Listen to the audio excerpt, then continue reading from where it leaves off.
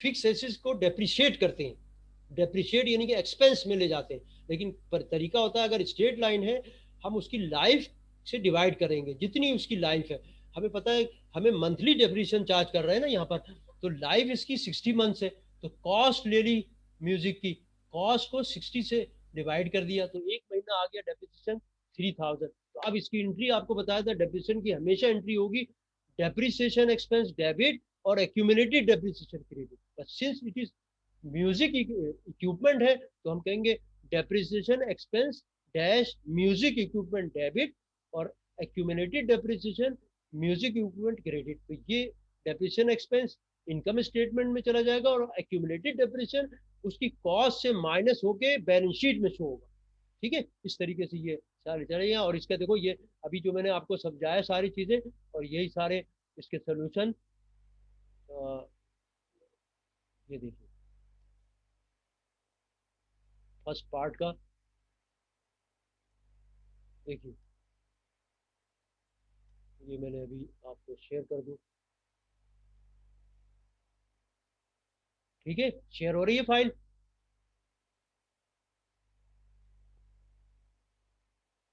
हाँ भाई, हो रही है। Yes sir. देखो यस लास्ट सर। वाला रह गया था, तो वो भी ले लो। लास्ट ट्रांजेक्शन क्या है कि studio accountant estimate the income tax expense for the entire year is 22,000। 22,000 income tax का सवाल ऐसी होगा, पूरे साल का और अब फौरन हम देखेंगे income tax expense trial balance में कितना पड़ा हुआ। देखो पूरे साल का बनता है, ये 12वां महीना है ना। अब 12 महीने का इनकम टैक्स बन रहा है 22,000, और हमारे ट्रायल बैलेंस में 13,845 पड़ा हुआ है। इसका मतलब हमने डिफरेंस की एंट्री करनी है यहाँ पर इनकम टैक्स में। 22,000 माइनस 13,845 जो कि ट्रायल बैलेंस में पड़ा, तो डिफरेंस आ गया 8,155। तो इनकी एंट्री कर दी, इनकम टैक्स एक्सपेंस डेबिट और इनकम टैक्स पेएबल क्रेडिट। ठीक है, लायबिलिटी क्रिएट हो गई। ये इनकम टैक्स एक्सपेंस चला गया इनकम स्टेटमेंट, और ये बैलेंस शीट में लायबिलिटी क्रिएट हो गई। ठीक है, क्लियर हो गया? बोले? सर ये इनकम टैक्स दोबारा करवा दें। देखिए क्वेश्चन आप देख रहे हो ना, क्वेश्चन क्वेश्चन है ना आपके पास? जी सर। देखिए क्वेश्चन में देखिए, studio accountant estimate that income tax expense for the entire year, यानी कि 12 महीने का टोटल बन रहा है 22,000 है। अब इसकी एंट्री करनी है ना, तो हम एंट्री करने से पहले हमें देखना होगा इनकम टैक्स के केस में कि हम ऑलरेडी कितनी एंट्री कर चुके हैं, हमारे ट्रायल बैलेंस में अमाउंट आ चुका है कितना। क्योंकि ये जो अमाउंट आ रहा है ये जाहिर है 11 महीने का तो होगा ही ना, 12वें महीने में। अब पूरे साल का बन रहा है 22,000, और 11,000 13,845 हम पहले से कर चुके, तो हमें 22,000 करने के लिए हम क्या करेंगे, इस डिफरेंस लेंगे, डिफरेंस की एंट्री करेंगे ना। 22,000 माइनस 13,845, क्योंकि ये ले चुके तो पता लगा 8,155, इसकी एंट्री की रिमेनिंग 22,000 बैलेंस हो जाएगी। 8,155। ठीक है, इनकम टैक्स एक्सपेंस डेबिट और liability income tax payable credit, क्योंकि पे तो नहीं कर रहे हैं ना, ये तो एक प्रोविजन है, तो ये आपका लायबिलिटी हो गया। और ये इसकी एंट्री से क्या हुआ, ऑटोमेटिक ही वो 22,000 हो गया। इसकी एंट्री के बाद आपके बैलेंस में 22,000 आ जाएगा। ठीक है, और ये लायबिलिटी में चला जाएगा अमाउंट। ठीक है, अब क्लियर हो गया? Yes sir. ठीक है, तो ये हम आप लोग ब्रेक लेना चाह रहे हो या नहीं, बोलो, जैसा भी करें, आगे चले। चलो फिर आगे चलते हैं। सर ठीक है, 5 मिनट में नमाज का ब्रेक। चलो फिर नमाज का ब्रेक कर ले भाई, ये सही कह रहे हैं। ठीक है, तो हम 5 मिनट का अभी देखो टाइम क्या, देखो ऑफलाइन नहीं होना कोई। इस वक्त टाइम है मेरी घड़ी में, मेरा ख्याल सही होगा 5:05 ठीक है, तो हम इस क्लास में आ जाएंगे 5 बजकर समझो 15 मिनट पे। ठीक है, वी विल री स्टार्ट क्लास 5:15। ओके, टाइम पे आ जाना क्योंकि ये बहुत इंपॉर्टेंट है आगे। ठीक है, वी विल री start class class will restart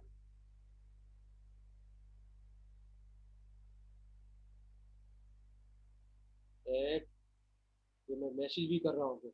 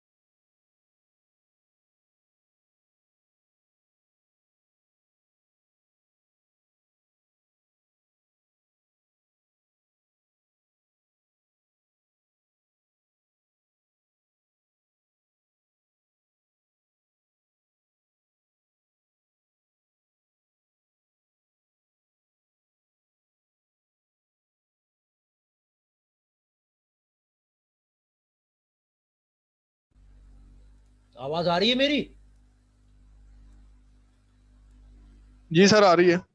देखिए, है पहली एंट्री को देखो, इसको कैसे बनाओगे? देखो अकाउंट रिसीवेबल डेबिट हो रहा है, इसका मतलब पहले से अकाउंट रिसीवेबल में 2100 है, तो 2100 देखो यहाँ पर अगर हम ले, यहीं पर अगर हम शो कर दें, देखो 2100, ये देखिए 2100 और प्लस प्लस कितना हुआ है, प्लस देखो ये एडजस्टिंग एंट्री है 3200 है, 3200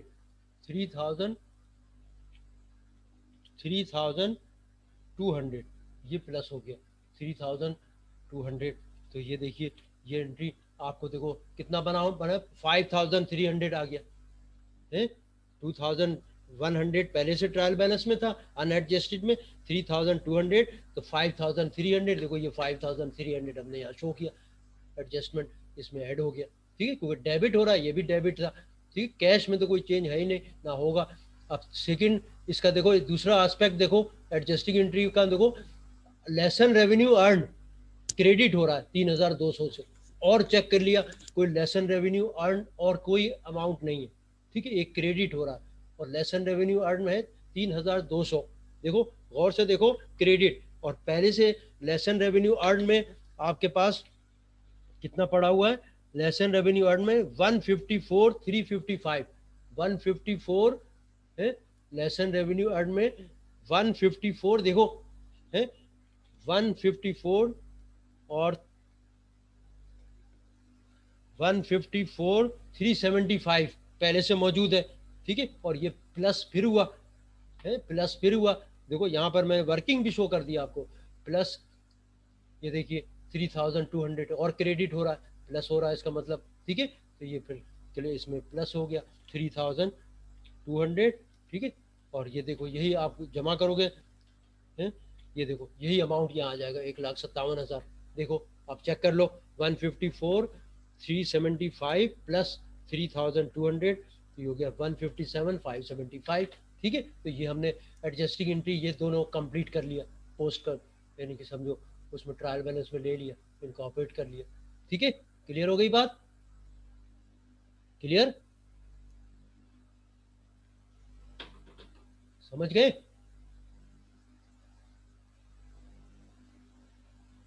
आगे चले।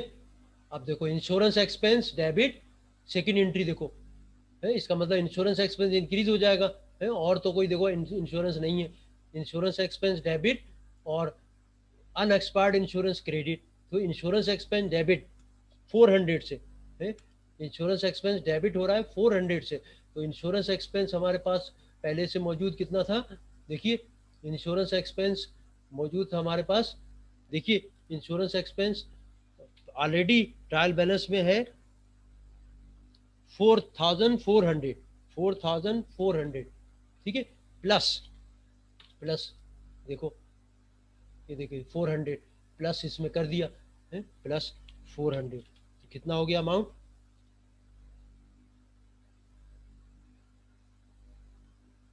प्लस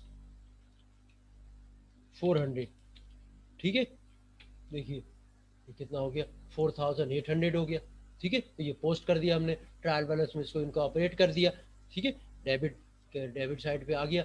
और दूसरी एंट्री इसकी एडजस्टिंग एंट्री की जो सेकंड है, क्रेडिट हो रहा है अनएक्सपायर्ड इंश्योरेंस। अनएक्सपायर्ड इंश्योरेंस एक क्रेडिट हुआ, और अनएक्सपायर्ड इंश्योरेंस एसेट अकाउंट है, अब माइनस होगा ना, फिर वो डेबिट बैलेंस है। तो अनएक्सपायर्ड इंश्योरेंस में देखो, अनएक्सपायर्ड इंश्योरेंस में आपका अमाउंट है 3200 डेबिट साइड पे, 3200, 3000 अनएक्सपायर्ड इंश्योरेंस में 3200 डेबिट साइड पे था।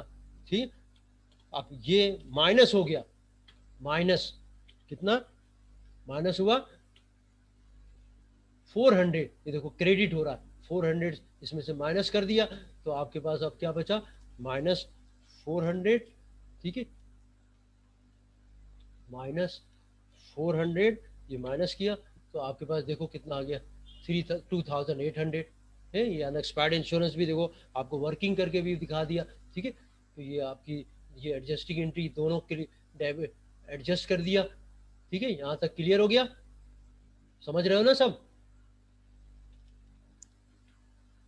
जी सर समझ आ गया। ठीक है, यहाँ पर देखो प्रैक्टिकली समझा रहे हैं आपको।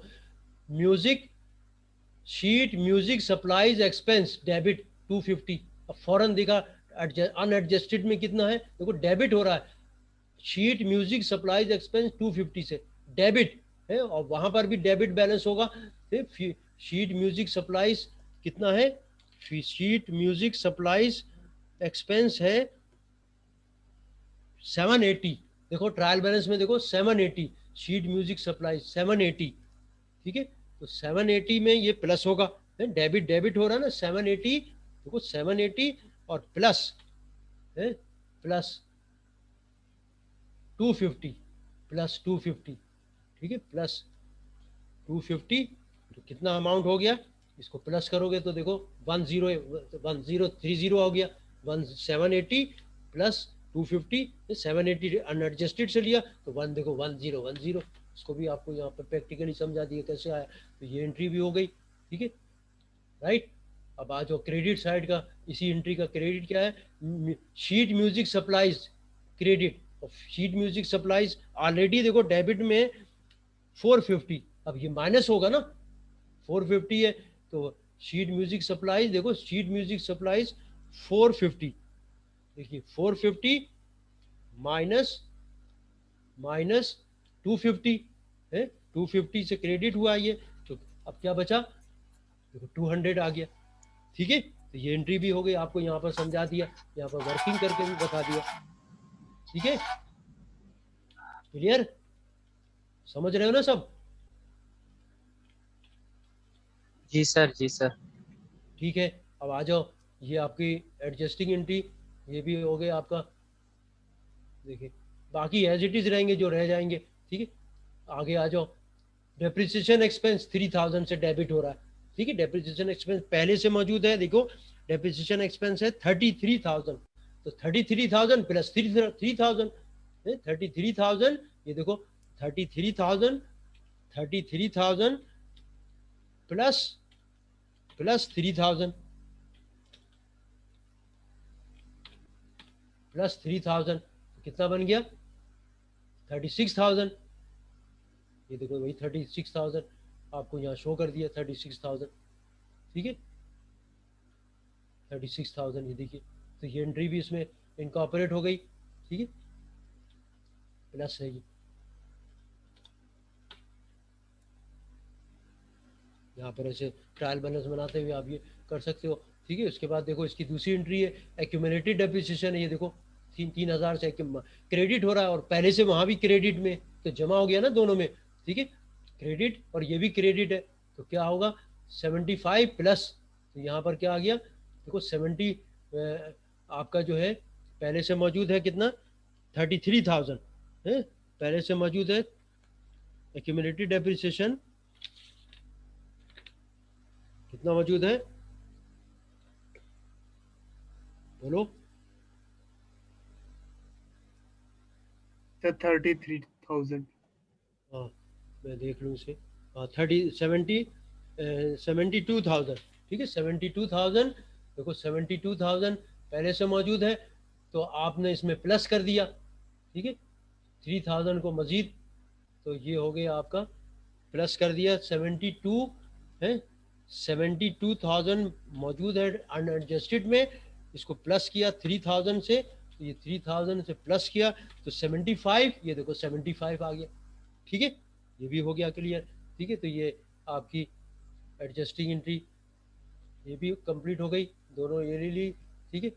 तो अब देखिए नेक्स्ट लास्ट है इनकम टैक्स एक्सपेंस 8155 है, इनकम टैक्स एक्सपेंस 8155 है, 8155 वो इनकम टैक्स में पहले से डेबिट हो रहा है, और पहले से डेबिट में मौजूद है कितना, इनकम टैक्स एक्सपेंस 13845 13845, ठीक है, 13845 देखो 13, ये देखिए इनकम टैक्स एक्सपेंस 13845 और प्लस, ठीक है, प्लस कितना एडजस्टिंग एंट्री है, देखिए प्लस है 8155, देखो 8155 इसमें जमा हुआ 8155, तो प्लस होके देखो ये आपका 22,000 आ गया, ठीक है, और क्रेडिट भी हो रहा है, क्रेडिट देखो, लायबिलिटी क्रेडिट इनकम टैक्स आपने शायद उसके साथ 9 लिख दिया था। देखो इनकम टैक्स पेबल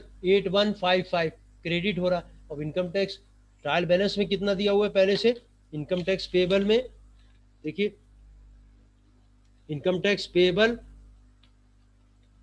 3400 है, और क्रेडिट हो रहा है तो प्लस हो जाएगा ना, ये 3400, देखो इनकम टैक्स पेबल में पहले से मौजूद है 3400, कितना है, क्या अमाउंट है, इनकम टैक्स पेबल 3400, देखिए 3400 लायबिलिटी है, 3000 इनकम टैक्स पेबल 3400 और प्लस देखिए 3000, देखिए पहले से मौजूद है 3400 और प्लस हुआ 3400 और प्लस कितना अमाउंट है, प्लस हो रहा है, देखो एडजस्टिंग एंट्री से क्रेडिट हो रहा है 8145, इसमें जमा हो गया 8145 8145 प्लस हो गया, तो आपके पास देखो ये आ गया 11,000, जमा करके देख लो, 3400 प्लस 8145, बस 11,000, 3400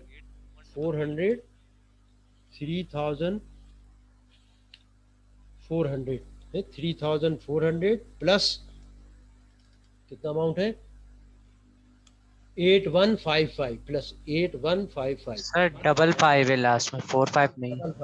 55 आ रहा है, तो यहाँ मैंने क्या लिखा 55, ठीक है 55। अब इसको देखो बाकी बैलेंस एज इट इज हो गए है, बाकी में तो टच नहीं किया ना, जो बाकी बैलेंस थे वो सब एज इट इज लिख दिए, जिसमें एडजस्टमेंट किया था उनमें प्लस माइनस कर दिया, और यहाँ देखो वर्किंग भी मैंने शो कर दी आपको यहाँ पर, ताकि आपके लिए आसानी के लिए आप ऐसे प्रैक्टिकली भी आप इस तरह कर सकते हो, ठीक है, अगर एग्जाम में बैठे हुए हो तो you can do this, right. अब इनको अब आप क्या करोगे, प्लस करोगे ट्रायल बैलेंस बनाने से पहले, ठीक है, सबको प्लस किया तो देखा तो ये आया 331355 और 331355, इसका मतलब हमारी हमने एडजस्ट सही किया है, ठीक है, ट्रायल बैलेंस भी हमारी टाई अप हो गई और सारी एंट्री भी पोस्ट भी कर दिया, ठीक है, सारे सर इसमें अभी भी 2 मिस्टेक थी सर, क्या कह रहे हो, 2 मिस्टेक थी पीछे सर। 2 मिस्टेक थी कहाँ पर, यस सर, सर वो पीछे जो आपने खोला था जैसे ट्रायंगल, तो उसमें जो है इनकम टैक्स पेएबल था, तो एक्सपेंस उसमें शुरू में 9 नहीं आएगा, इनकम 13 है 9 एक्सपेंस कितना आ रहा है इनकम टैक्स एक्सपेंस में। सर इस इनकम टैक्स एक्सपेंस जो है उसमें आएगा 13845, आपने गलती से 9 लिख दिया स्टार्ट में। एक मिनट 3400 3000 इनकम टैक्स सर ये 9 नहीं आएगा बस स्टार्ट में। ठीक है 13,800, ठीक है अब सही है, यस सर, और ये yes income sir. Tax payable में ना जो लास्ट में 45 नहीं है 55 है। एक टेबल में कहाँ हो गया, ये इनकम टैक्स 8155 8155 है। 55 बिल्कुल सही है, गुड, 8155, ठीक है। जी सर। ठीक है, वही बैलेंस आ जाएगा। थैंक यू, ठीक है, आपका मेहरबानी। ठीक है, ये हो गई आपकी। अब आप बना सकते हो इनकम स्टेटमेंट। अब बताओ, है इनकम स्टेटमेंट जब हम बनाएंगे तो अब हमारे पास ये रेडी हो गया ना। अब इनकम टैक्स में क्या करोगे, इनकम सॉरी इनकम स्टेटमेंट में रेवेन्यू एंड एक्सपेंसेस। अब बताओ रेवेन्यू एक्सपेंसेस कौन से, बहुत आसान हो गया है, एकदम बना लोगे। देखो ये देखो, एक्सक्यूज मी सर। ये देखो ये रेवेन्यू है, लेसन रेवेन्यू अर्न, एक ही रेवेन्यू, और ये सारे एक्सपेंसेस है। लेकिन इनकम टैक्स को अलग शो करोगे उसी तरीके से, आपको फॉर्मेट बताया हुआ, ठीक है। इनकम टैक्स आपने सेपरेट शो करना है, माइनस करना है, लेकिन सेपरेटली, ठीक है। तो रेवेन्यू क्या हुआ, excuse me lesson sir. Revenue earn less advertising, insurance, rent expense, sheet music, supplies, utilities expense, depreciation expense, salaries expense, interest expense, ये माइनस हो जाएंगे इनके सम अप। और उसके बाद टैक्सेबल इनकम आ जाएगी या प्रॉफिट बिफोर इनकम टैक्स, फिर इनकम टैक्स माइनस करेंगे 22,000 और उसका बाद प्रॉफिट आ जाएगा, ठीक है। अब तो इनकम स्टेटमेंट तो बना लोगे ना सब लोग, क्यों, सर ये इंश्योरेंस जी एक्सपेंस को सर भी जी। ठीक करें प्लीज। क्या कह रहे हो। इंश्योरेंस एक्सपेंस को भी सर ठीक कर लें, ये भी जो आपने लिखी है ना ये फिगर्स में थोड़ा मसला ये है। देखिए इनकम, ये देखो, ये देखो दिखा दिया आपको, देखो marvellous music company income statement for the year ended. देखिए रेवेन्यू, लेसन रेवेन्यू अर्न, वही ट्रायल बैलेंस से उठाया 157,575, और ये सारे एक्सपेंसेस दे दिए इनकम टैक्स के अलावा वहीं से, ठीक है। इनका समअप कितना हुआ 98, और माइनस किया तो हमने कहा profit before income tax expense 59, less income tax net profit. Clear, expert हो गए ना। यस सर जी। हाँ भाई, yes sir. Yes sir. Rimsha, आपको क्लियर हुआ, रिमशा, जी सर। चले। हाँ मोहम्मद नुमान, यस सर।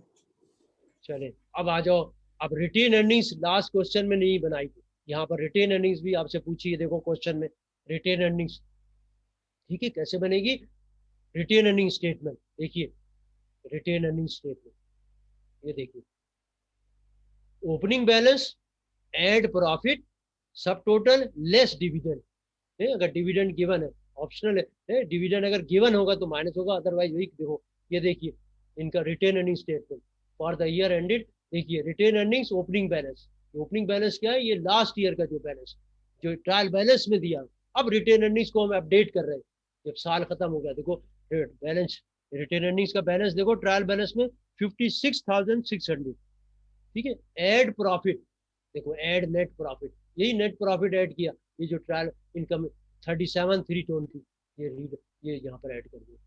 अब इसको लिखा सब टोटल, क्यों सब टोटल, क्योंकि डिविडेंड आ रहा है, अगर डिविडेंड नहीं हो रहा होता तो ये इसी को कहते थे क्लोजिंग बैलेंस, ठीक है। इसलिए अभी इसको कहेंगे सब टोटल, क्योंकि डिविडेंड इसमें से माइनस होता है, ठीक है। तो डिविडेंड प्रॉफिट में से लेस डिविडेंड, वो ओनली 1,000 है ट्रायल बैलेंस में, वो माइनस कर दिया तो ये देखो 92,000।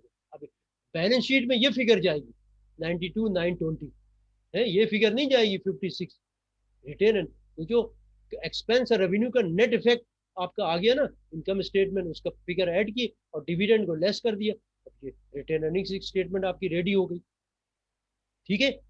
बैलेंस शीट पे आ जाओ, बैलेंस शीट का मतलब assets and then liabilities and equity, ठीक है, और इनका सम अप इक्वल होना चाहिए, सही है ना। बैलेंस शीट क्या है, देखो बैलेंस शीट आइटम्स में ये देखो एडजस्टेड ट्रायल बैलेंस में हमें पता है ये सारे बैलेंस शीट आइटम्स है, कहाँ तक,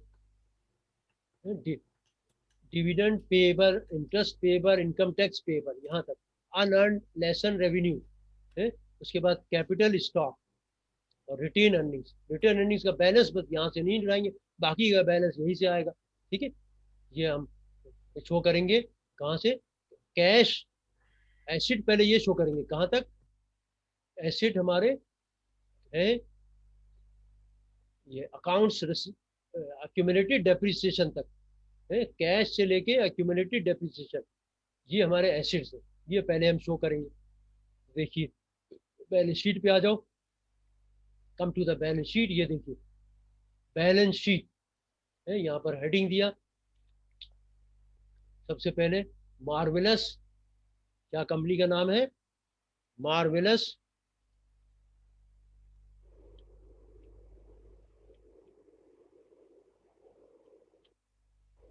म्यूजिक कंपनी।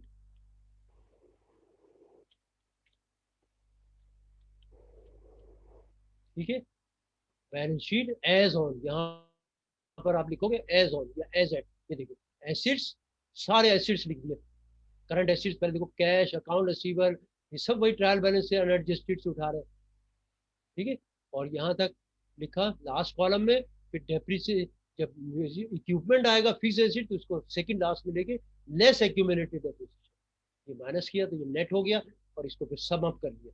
इसको सबको सम अप किया तो 135 100 आ गया। ठीक है, ये एसिड हो गया। यहाँ लिखा टोटल एसिड। अब liabilities, total liabilities in stock holder sheet, पहले लाइबिलिटीज लिया, फिर बैलेंस शीट में एडजस्टेड ट्रायल बैलेंस में गए। ठीक है, ये देखिए लाइबिलिटी आ रही कहाँ से, accounts payable, notes payable, dividend payable, interest payable, income tax payable, unearned revenue. बस ये देखो, देखो और से देखो, ये लाइबिलिटीज है। ठीक है, ये शो होंगी सिर्फ, ये देखो यहाँ पर बैलेंस शीट में देखो ये शो कर, ये देखिए accounts payable, notes payable, dividend payable, income tax payable और टोटल लाइबिलिटीज।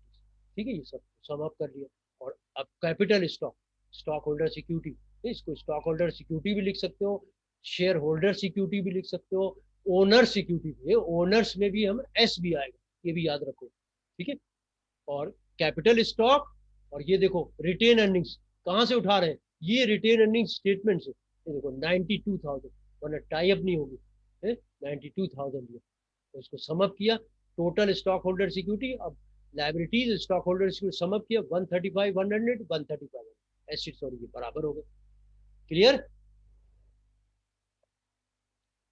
बैलेंस शीट तैयार हो गई, सब समझ गए। जी सर। आना और सर सर ये स्टॉक होल्डर वाला दोबारा कर रहे हैं। Stock holder security, capital stock plus retained earnings. ठीक है, capital stock you will take from the adjusted trial balance, but retained earnings you will take from the retained earnings statement, because retained earnings statement में अब आपने final figure लेनी है। ठीक है, क्योंकि प्रॉफिट सारा ट्रांसफर हो गया और डिविडेंड माइनस हो गया, इसलिए रिटेन अर्निंग्स हमने ये फिगर नहीं लेनी है। रिटेन अर्निंग्स ये तो पुरानी फिगर पड़ी हुई है 56,000, इसी स्टेटमेंट इसीलिए बनवाई ना। और अगर स्टेटमेंट नहीं बनी होती तो आप क्या करते, यहाँ पर हम बैलेंस शीट में अगर वो मांगी नहीं होती तो बनाते भी नहीं। तो यहाँ में रिटेन अर्निंग्स स्टेटमेंट जो है यहाँ पर ही हम वर्किंग कर देते, यहाँ पर देखो ऐसे ब्रैकेट डाल के वर्किंग कर देते। पिछली प्लस प्रॉफिट को प्लस किया और डिविडेंड को माइनस किया और वो फिगर आ जाती। इस तरह भी कर सकते थे अगर रिटेन अर्निंग स्टेटमेंट नहीं होती। ठीक है, क्लियर हो गई मिस्टर। Yes sir. नेक्स्ट इनको टोटल किया और फिर टोटल एसेट्स और टोटल लायबिलिटीज और इक्विटी मस्ट बी इक्वल, तो देखा हाँ इक्वल है। ठीक है, इसको हमने बना दिया। और इसको टी फॉर्म में भी बनाया जा सकता है, assets on the left hand side और liabilities and stock holders on the right hand side. ठीक है, इस तरह भी बना सकते हो। ठीक है, assets on the left hand side and liabilities and equity on the right hand side. ठीक है, लेकिन वो बनाओगे तो फिर लास्ट कॉलम जो होगा ना, जो टोटल एसेट्स जब करोगे वो भी एक ही रो में आना चाहिए, और टोटल लायबिलिटीज और इक्विटी वो भी एक ही रो में आनी चाहिए, ताकि बैलेंस रहे, यानी कि उसकी खूबसूरती बरकरार रहे।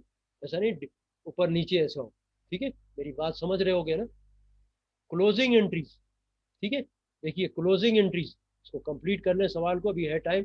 क्लोजिंग एंट्रीज आपको बताया था, क्या बताया था क्लोजिंग एंट्री में।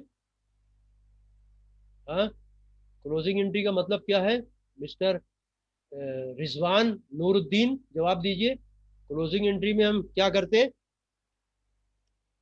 रिजवान नूरुद्दीन साहब सुन रहे हैं आवाज मेरी।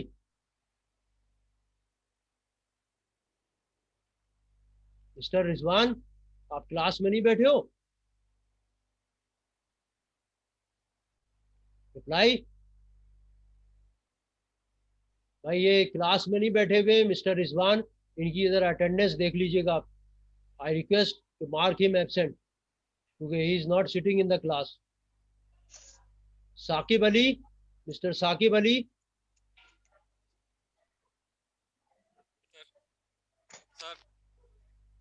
मेरी आवाज आवाज सुन रहे? हाँ, जब क्लोजिंग एंट्री हम कर रहे होते हैं तो इसका मतलब क्या है?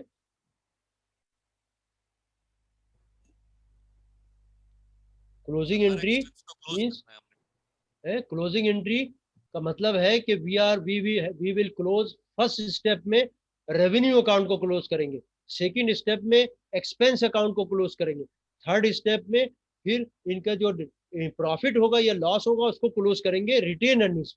और बैलेंस वही आना चाहिए रिटेन अर्निंग्स से जो हमने इनकम स्टेटमेंट में बनाया है। देखो ये देखिए, सबसे पहले रेवेन्यू को क्लोज किया, देखिए वही एडजस्टेड ट्रायल बैलेंस में गए। रेवेन्यू हमने देखा कितना है एडजस्टेड ट्रायल बैलेंस में, देखिए 157,575। ठीक है, ये देखो 157 ये देखिए डेबिट है क्योंकि क्रेडिट है ना, वहां पर डेबिट करेंगे तो क्लोज होगा, जीरो होगा। और इनकम समरी हमने एक टेम्परेरी अकाउंट ओपन किया इनकम समरी का और इसमें उसको क्रेडिट कर दिया।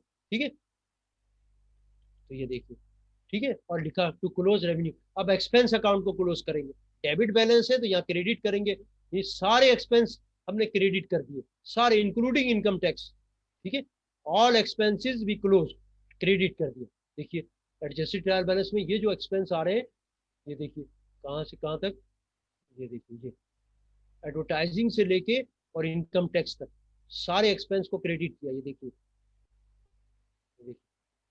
एडवर्टाइजिंग है, insurance, rent, sheet music, supplies expense, utilities expense है।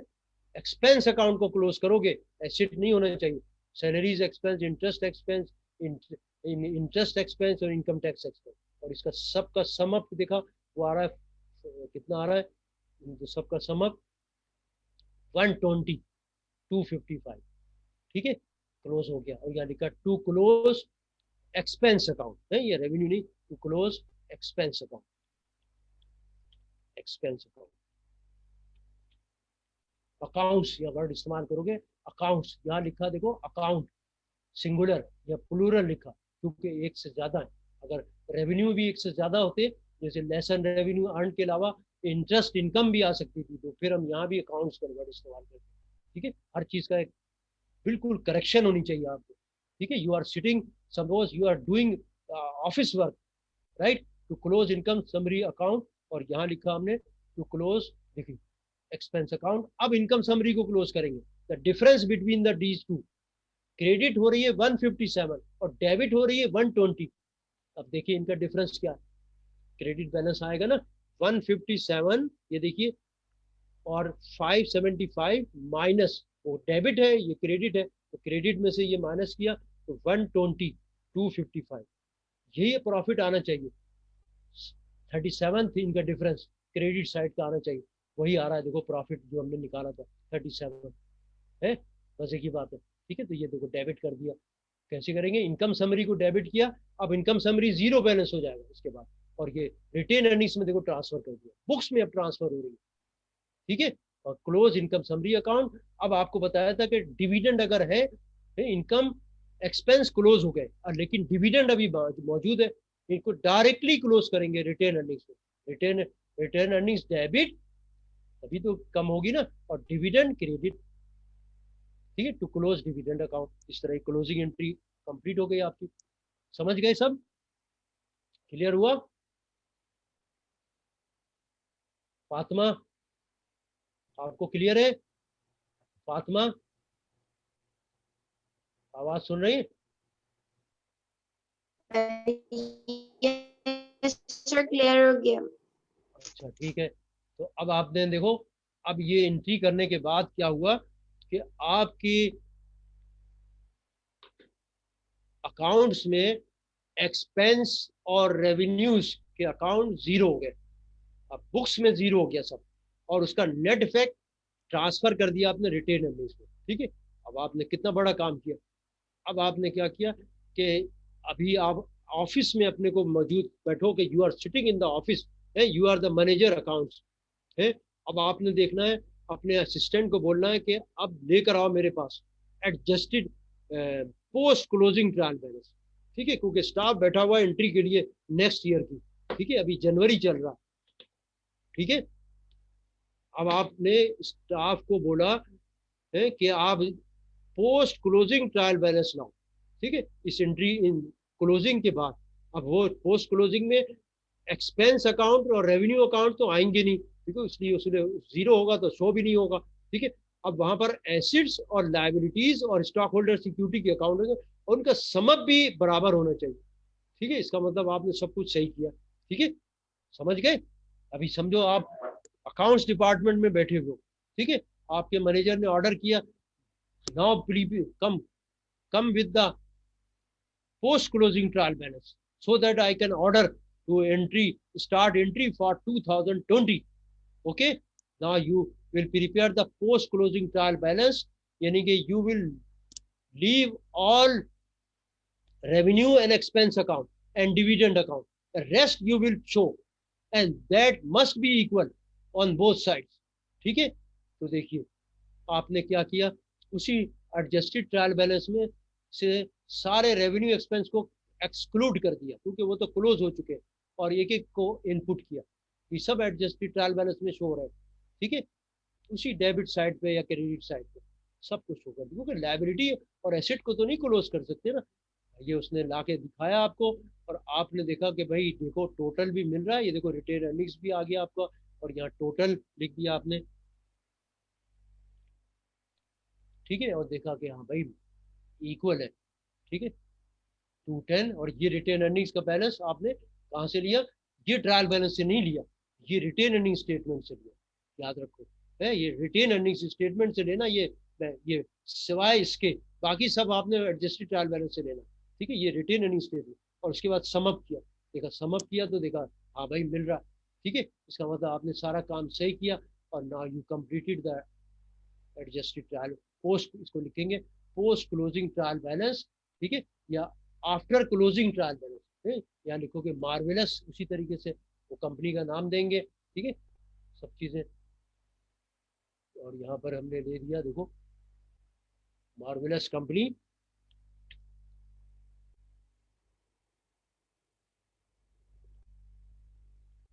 ये देखो मार्वेलस कंपनी,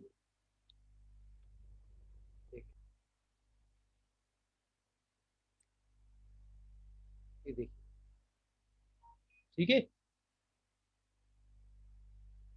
अब तो आपको मास्टर हो जाना चाहिए।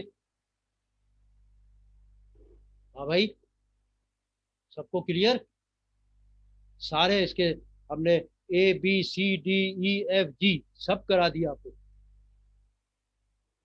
Any question now student, any question?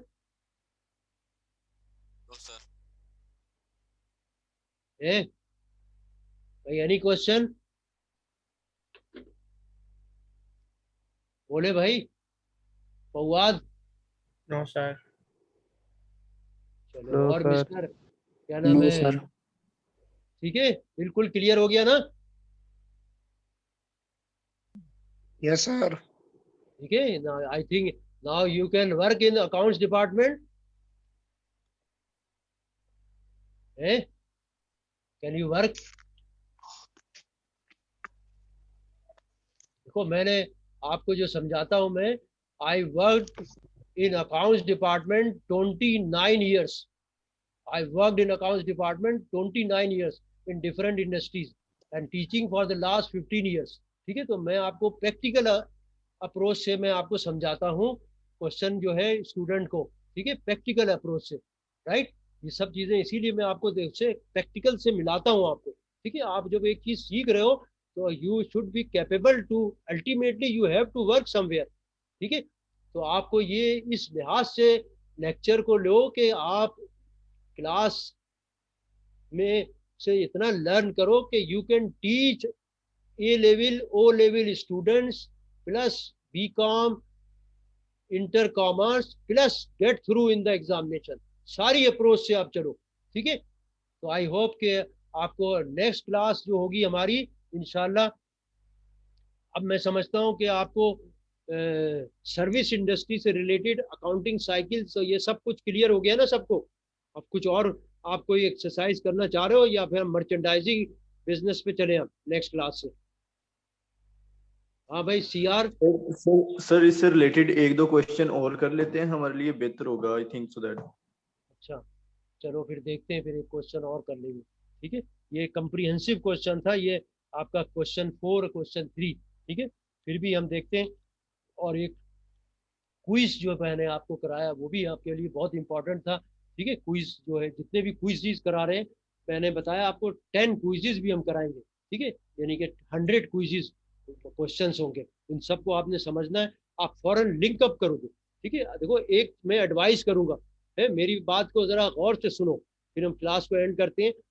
कि जो चीज मैंने आपको अभी 2 क्वेश्चन जो कराए ना, 1 2 3 4 4 क्वेश्चन कराए, अब इनका आपका प्रिंट आउट, इनके क्वेश्चंस, इनका सोल्यूशन आपकी फाइल में मौजूद होना चाहिए। मैं सीआर को सेंड करता हूँ, आप लोग इसका प्रिंट आउट निकालो, फाइल रखो और क्वेश्चन खुद सॉल्व करो और फिर अपना सोल्यूशन से मैच करो, है। इसी सवाल को अकाउंटिंग ऐसे ही आती है। आप क्वेश्चन लेके या बैठ जाओ कि मैंने अभी ये क्वेश्चन जो मैंने टीचर ने कराया, आपको सर ने कराया, उसको सॉल्व करो, फिर सोल्यूशन से मैच करो, फिर आप एग्जाम में कर सकोगे। याद रखो मेरी बात, समझ गए? सुन रहे हैं मेरी बात?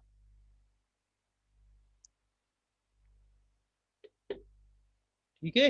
Yes sir. तो Yes, sir. एग्जाम में सारी चीजें मेंशन करनी है। ठीक है, मुझे रात में जरा रिमाइंड कर देना, ठीक है। सीआर से मैं मुखातिब हूँ कि ये हैंड आउट जो है मैं इशा के बाद इंशाल्लाह भेजूंगा, है। ये जो आज का लेक्चर और कल का लेक्चर, ठीक है, सारे क्वेश्चंस और उसका जो राइटअप था वो मैं पहले ही भेज चुका हूँ, ठीक है। अकाउंटिंग साइकिल्स का जो चैप्टर 3 4 5 है, बाकी जो मैंने पढ़ाया है आज में और कल में, तो I will send you after इशा नमाज, ठीक है।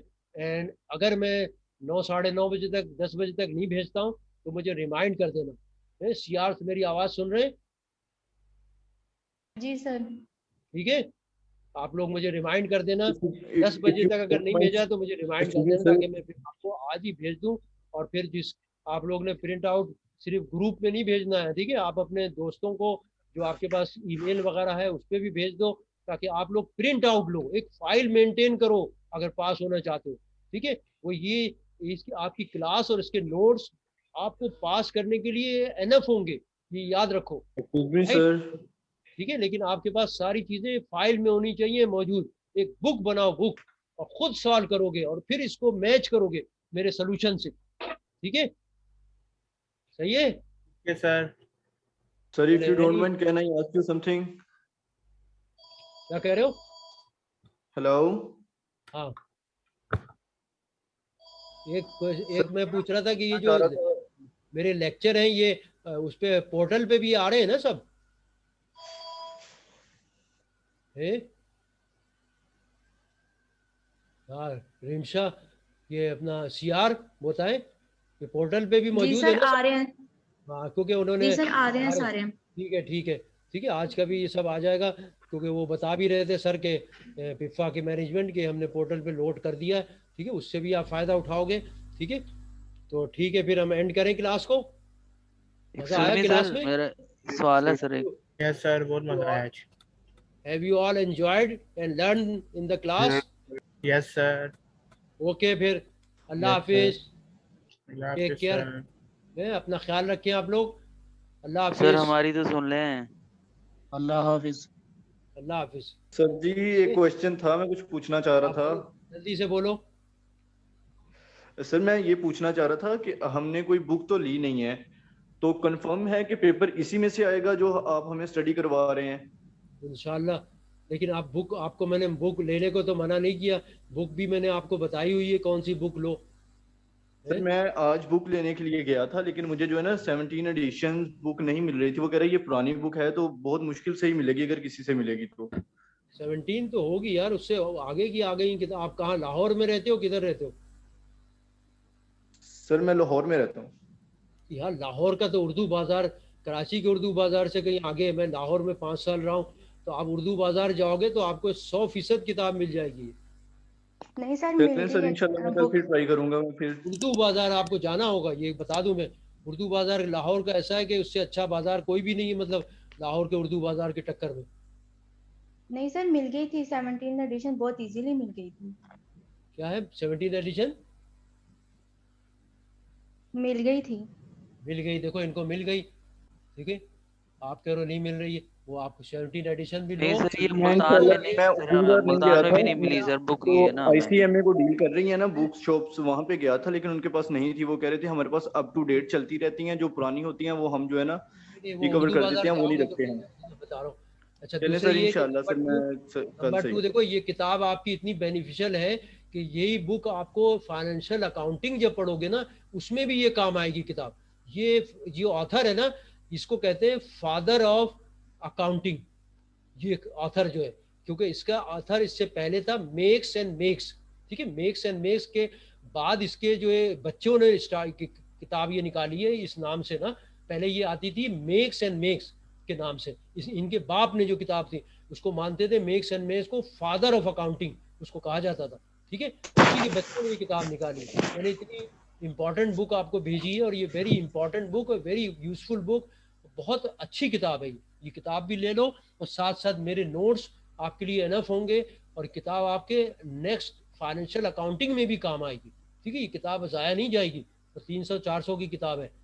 ओके सर ये एमसीक्यूज टाइप भी थोड़ा सा ना ले लिया करें, जैसे आज आपने किया है ना, थोड़ा सा वो मटेरियल भी शेयर कर दें, क्योंकि पैटर्न जो है पेपर का वो एमसीक्यूज टाइप है ना। शेयर करूंगा ना, मैंने आपको बताया ना आज के लेक्चर में वो एमसीक्यूज भी आ गया ना, वो भी शेयर होगा आपको। सर ये जिसमें क्लास का आता है ना, इस ग्रुप में काइंडली शेयर करवा दिया करें। ये पिफा का है, बिजनेस अकाउंटिंग का ना, ये अपना मैं बेसिक जो है अकाउंटिंग का ग्रुप है ना, उसके अंदर काइंडली करवा दिया करें, क्योंकि वो पिफा ने खुद क्रिएट किया हुआ है। भाई, ये सीआर आप ग्रुप में भी सेंड करें। दोनों ग्रुप, 2 ग्रुप बनाए हुए ना, एक ऑफिशियल ग्रुप है और एक स्टूडेंट ने बनाया है। ठीक है, दोनों में सेंड कर दिया करें। ठीक है, मैं सीआर को सेंड करता हूँ, ये मैंने प्रैक्टिस रखी है। सीआर जो है वो फिर ग्रुप में सेंड कर देते हैं ना, और अगर सर सीआर से उन ग्रुप्स में सर सिर्फ एडमिन ही शेयर कर सकता है, और कोई नहीं कर सकता ना, वो जो ग्रुप पिफा ने बनाया है। चलो देखता हूँ मैं। सर वो फाइल आप मुझे सेंड कर दिया अच्छा करें, सर, मैं शेयर कर दिया करूंगा सर उसको। ठीक है, वो ग्रुप जो है, जो आपने ग्रुप बनाया हुआ है, वो जो है जो सीआर ने ग्रुप बनाया है, वो ग्रुप में सब रजिस्टर्ड है ना स्टूडेंट, यस सर। सर तो सर उसमें वो भी सीआर और दूसरे स्टूडेंट्स कर वो सकते हैं। सर जो सब नहीं ऑफिशियल पिफा रजिस्टर्ड। का ग्रुप है उसमें सिर्फ या आपको अलाउड है या मुझे अलाउड है, तो या तो आप कर दिया करें या मुझे बता दिया करें, मैं उस पर अपलोड कर आप दूँ। कर दिया करें ना। ठीक, ठीक है, मैं आपको कर देता हूँ, फिर इसीलिए करता हूँ कि आप उसको सेंड कर दोगे। चलिए सही है? ठीक है सर, मुझे कर दीजिए। अच्छा सर, एक क्वेश्चन पूछना था आपसे। हाँ बोलो, हेलो क्या जल्दी बोलो, सर, ये टाइम पिफा हो की गया। तरफ से मैसेज आ रहा है कि कोर्स की जो एग्जामिनेशन फीस है वो पे करते हैं। सर ये हमारे लिए या जो पास स्टूडेंट्स हैं उनके लिए? क्या क्या क्या है, मैसेज आया? सर पिफा के मैसेज आया था कि फीस जो है ना 3000 रुपीज पर सब्जेक्ट एग्जामिनेशन फी, हाँ, अब वो ये इसके बारे में मैं कुछ नहीं कर सकता। ठीक है, ये आप आपके जो है मैनेजमेंट से आप पूछोगे, वहाँ के एग्जामिनेशन से। इसके बारे सर में वो मेरे पता किया था सर, वो रिपीटर्स के लिए हमने फोन किया था, वो जी वो रिपीटर्स के लिए रिपीटर्स के है लिए जो जिन्होंने अभी। पहले कोचिंग ली हुई है ना, उनके लिए है वो। आपको गलती से आपको मैसेज हो ग्रुप में गया। मैसेज कर दो, या वो वहाँ फ़ोन कर लो पिफा में, तो वो आपको गाइड कर देंगे, क्योंकि इसके बारे में मेरे पास नॉलेज नहीं कि ये किस ईयर की है क्या है। ठीक है, वहाँ की जो मैनेजमेंट है वो आपको ये इस बारे में सही गाइड कर सकती है। ठीक है, ओके सर। अल्लाह हाफिज़ फिर। हाँ।